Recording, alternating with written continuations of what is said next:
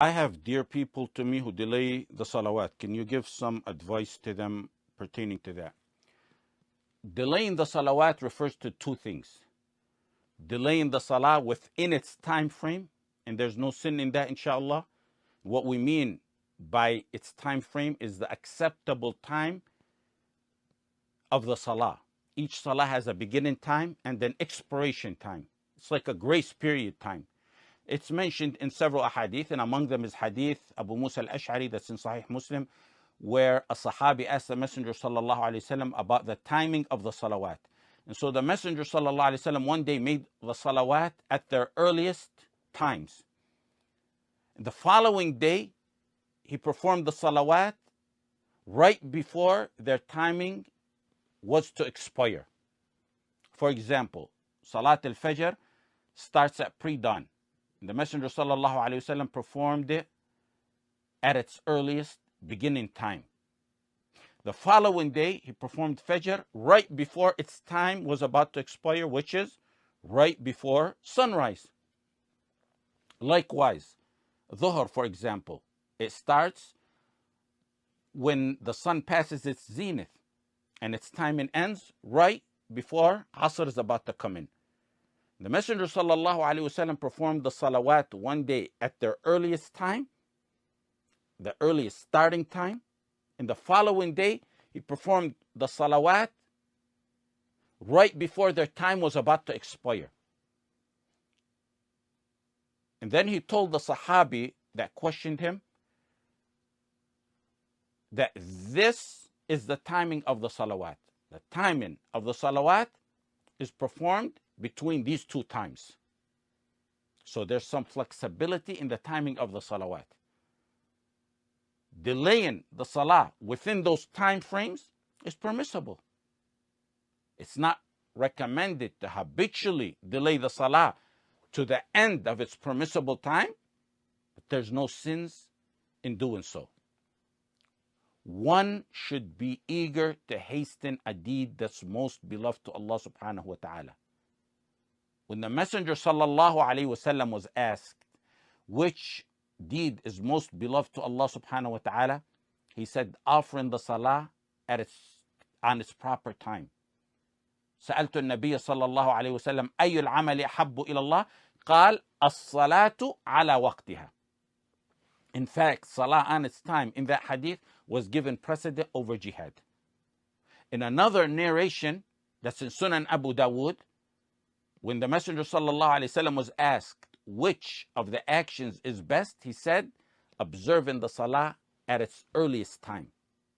As-salatu, in that narration in Sunan Abu Dawood, it specifically mentions salah at its earliest time. As-salatu fi awwali waqtiha. Salah at its earliest time is your ticket to Firdaus. We ask Allah subhanahu wa ta'ala day and night to grant us Firdaus. That's your ticket to Firdaus. وَالَّذِينَ هُمْ عَلَى صَلَوَاتِهِمْ يُحَافِظُونَ أُولَٰئِكَ هُمُ الْوَارِثُونَ الَّذِينَ يَرِثُونَ الْفِرْدَوْسَ هُمْ فِيهَا خَالِدُونَ وَالَّذِينَ هُمْ عَلَى صَلَوَاتِهِمْ يُحَافِظُونَ. Those who guard their salawat. What's their reward?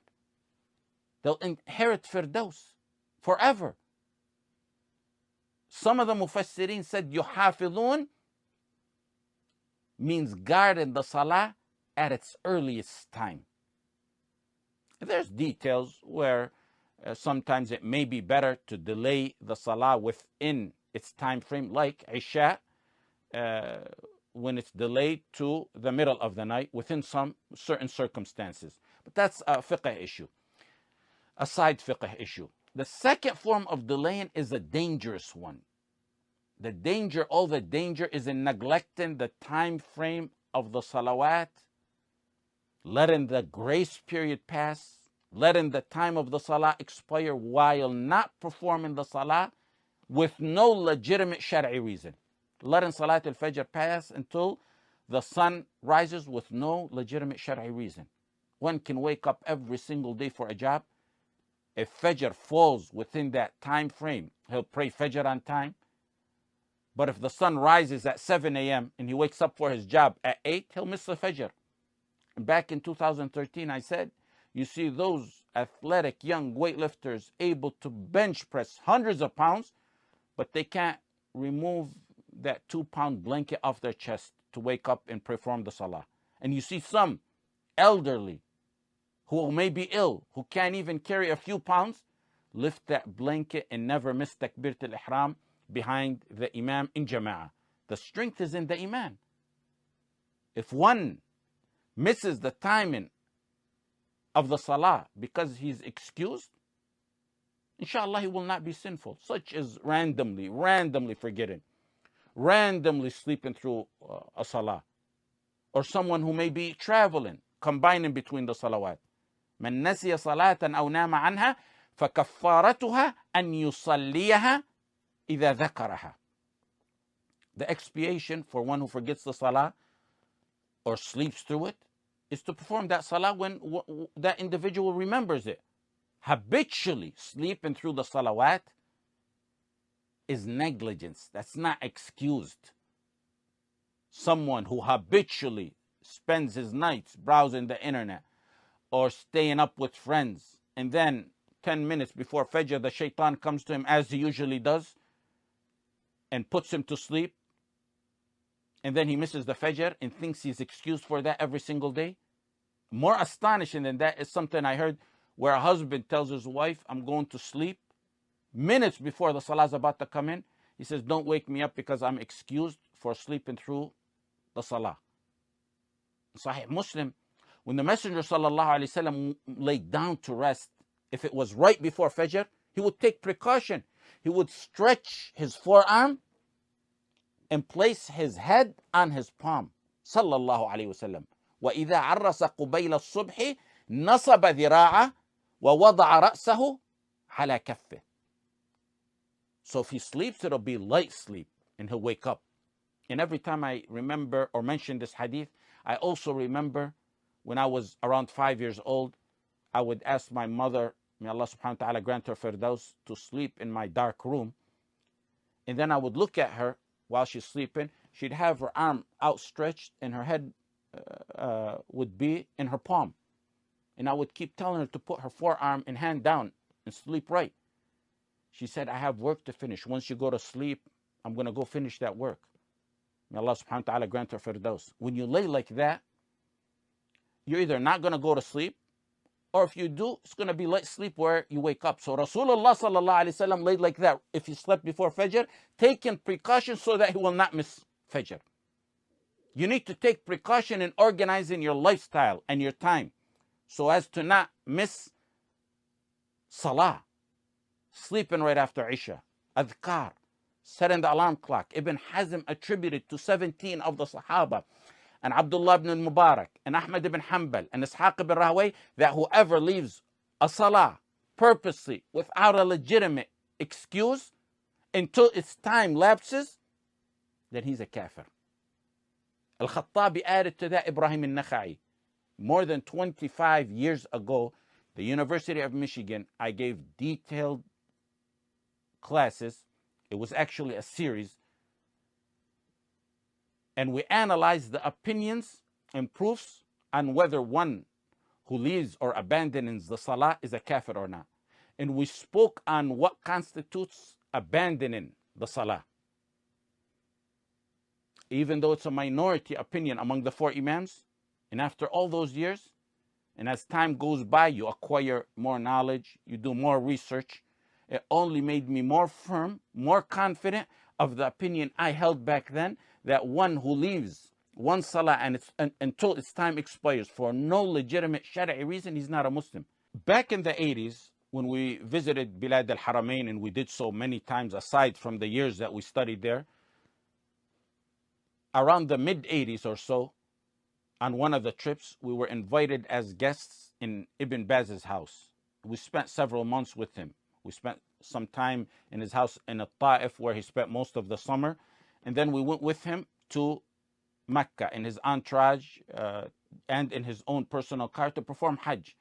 And of course, the women were in the cars behind. In that trip, my mother, may Allah subhanahu wa ta'ala grant her firdaus, became very acquainted with the wife of Ibn Baz, that performed Hajj that year, Abdullah, rahmatullah alayh, whether she's dead or alive, I'm not sure if she's dead or alive. They became very close and they remained in contact for years and years after that.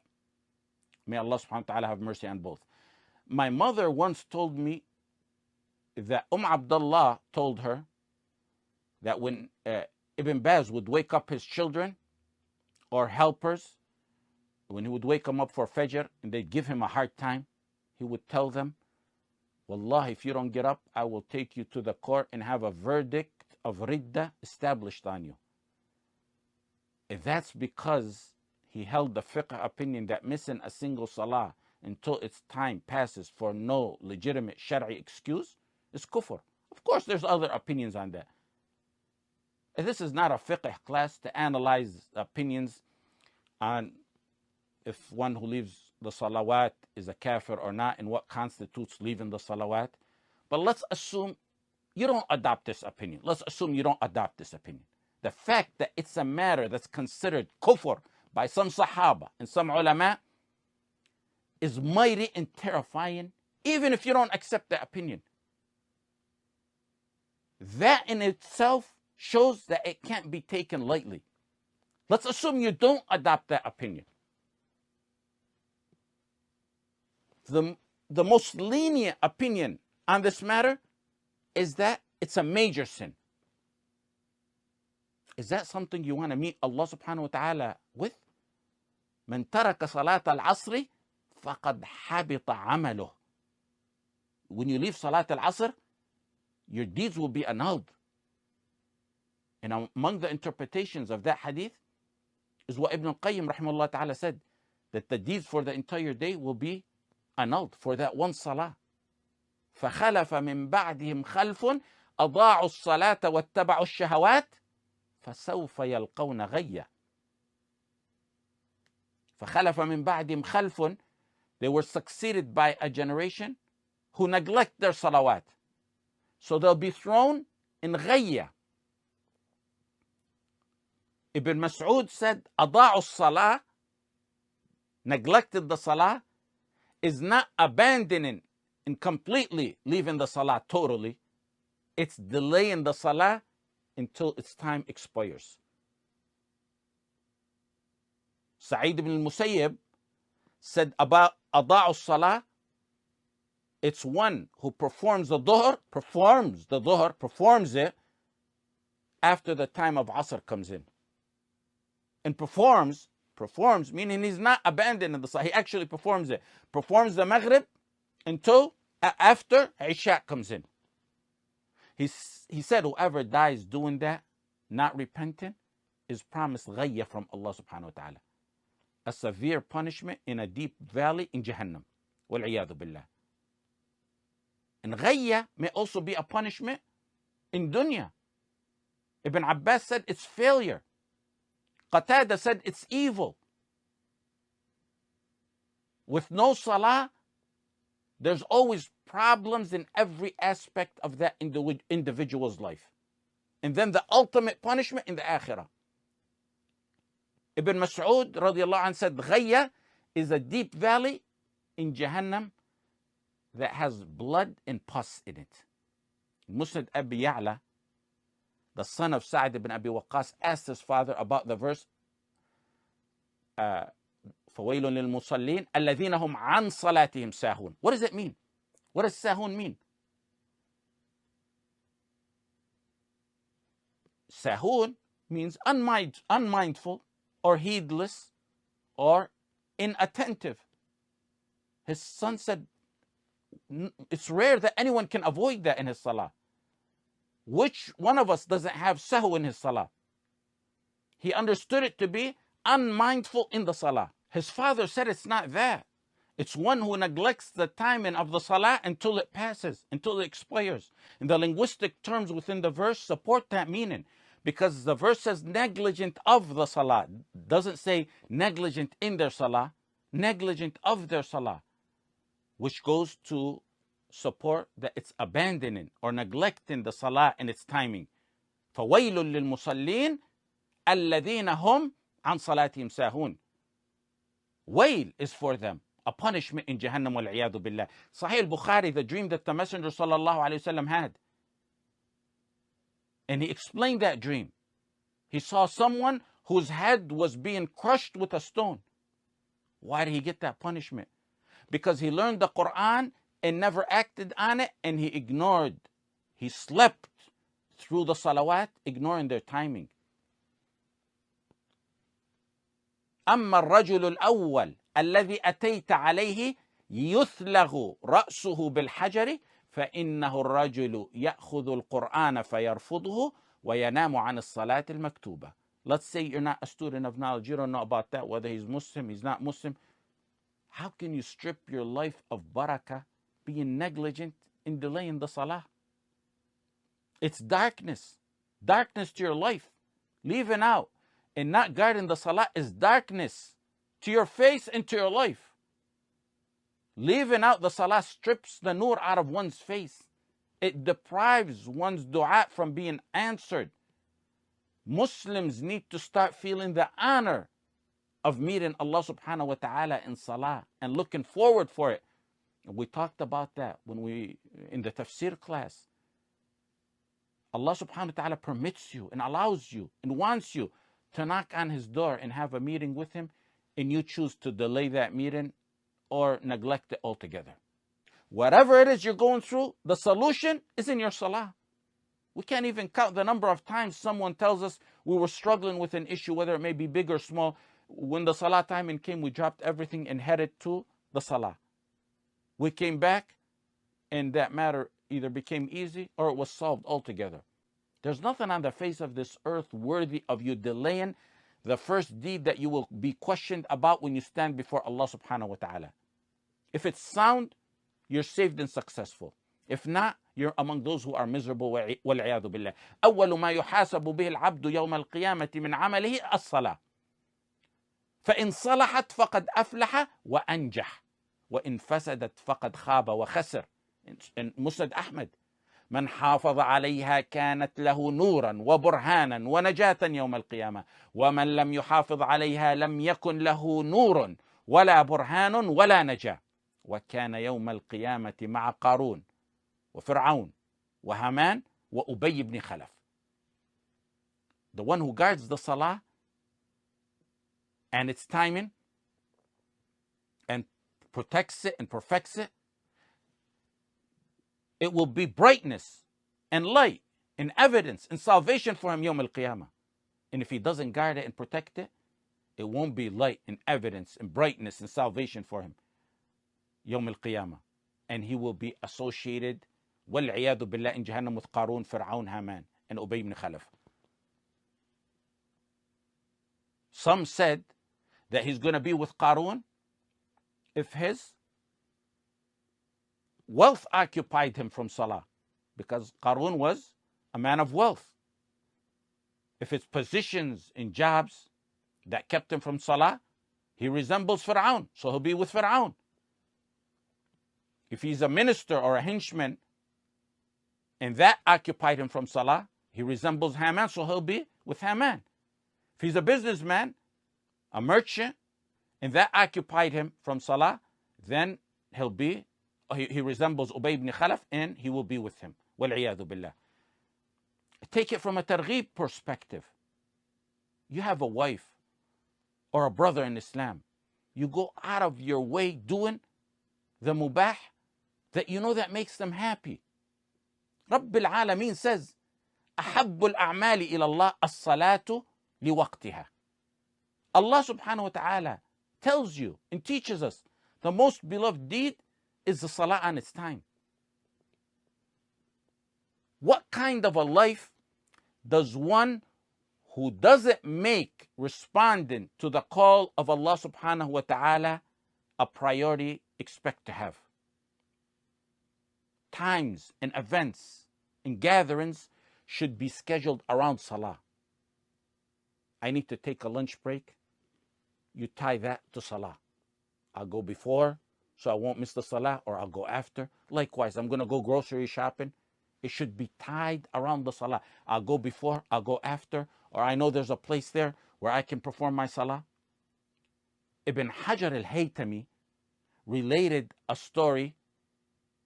I'm not sure its authenticity, but he attributed the story to the Salaf. He said someone buried a sister.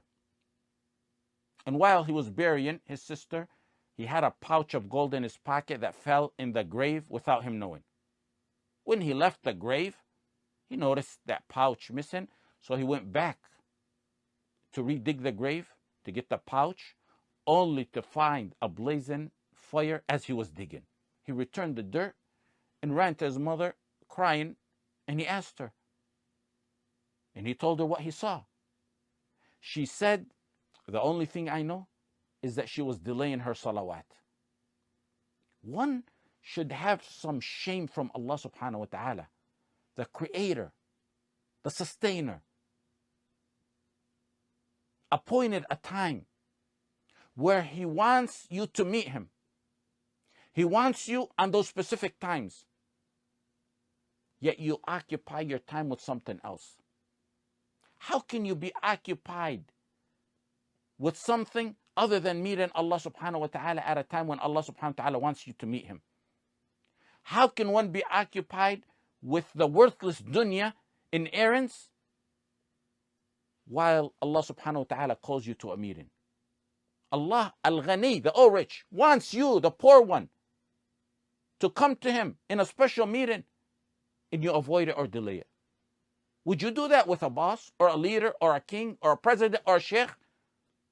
Allah subhanahu wa ta'ala wants you to express your grief and your sorrow to him and to put your mind at peace and ease throughout the day. Yet you choose misery for yourself.